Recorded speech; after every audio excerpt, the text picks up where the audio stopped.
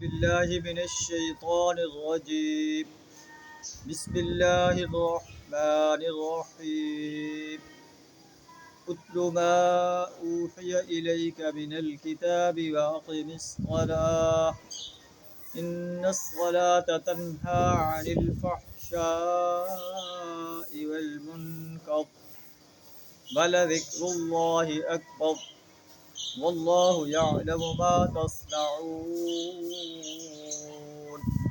صدق اللہ العظیم.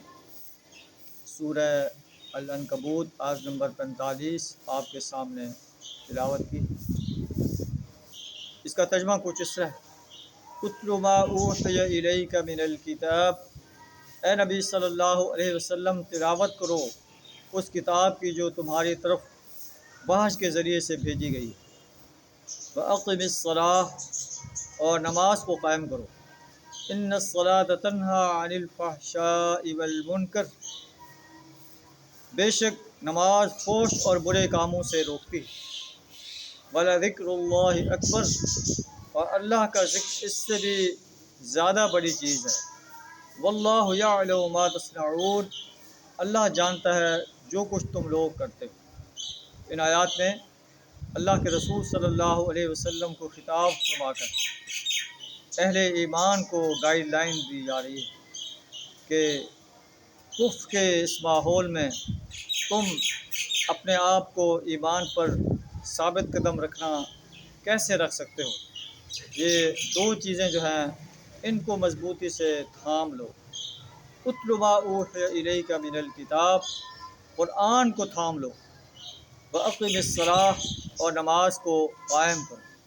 اللہ کا قرآن اور نماز، یہ دو چیزیں ایسی ہیں اگر انسان ان کو مضبوطی سے تھام لے گا تو پھر کفر کا مقابلہ کر سکتا ہے، باطل کا مقابلہ کر سکتا ہے. اللہ اسے ہمت دیتا ہے کہ وہ باطل کے سامنے ڈٹ جائے. مصائب کے پہاڑ اس پر ٹوٹیں تو ان کو صبر سے برداشت کرتا چلا جائے.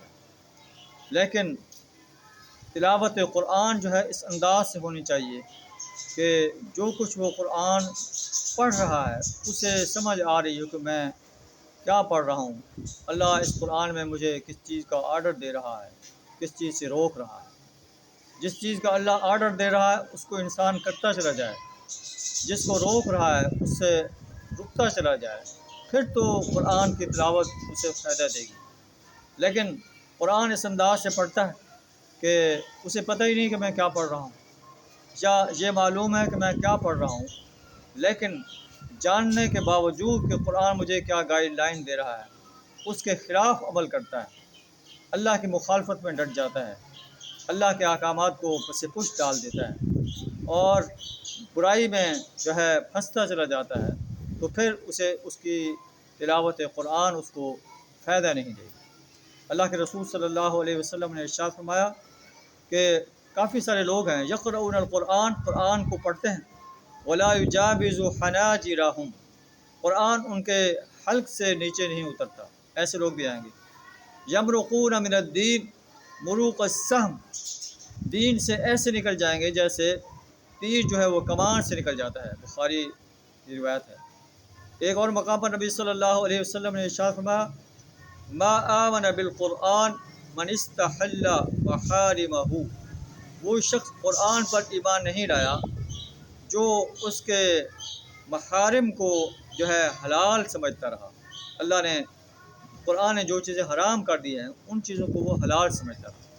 تو قرآن نے جو ہے بہت سی چیزوں کو حرام کیا ہے، اور جن چیزوں کو قرآن نے حرام کیا اگر ہم اس کو حلال سمجھنا شروع کر دیں، جیسے سود کو اللہ نے جو ہے حرام قرار دیا، اللہ کے علاوہ کسی اور کے نام کا جو ہے ذبیحہ اللہ نے حرام قرار دیا ہے، زنا کو حرام کر دیا ہے، چوری ڈکیٹی کو حرام قرار دیا ہے، میراث جو ہے اس کو صحیح معنی میں تقسیم نہ کرنا ہے، اس کو اللہ نے جو ہے حرام قرار دیا ہے.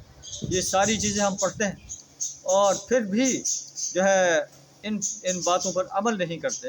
تو اللہ فرماتا ہے کہ اللہ کے رسول صلی اللہ علیہ وسلم فرماتے ہیں ما آمن بالقرآن، ایسا شخص قرآن پر ایمان نہیں لایا من استحل محارمہ، جو ان کے حرام قرآن کی حرام کی ہوئی چیزوں کو حلال قرار دیتا ہے۔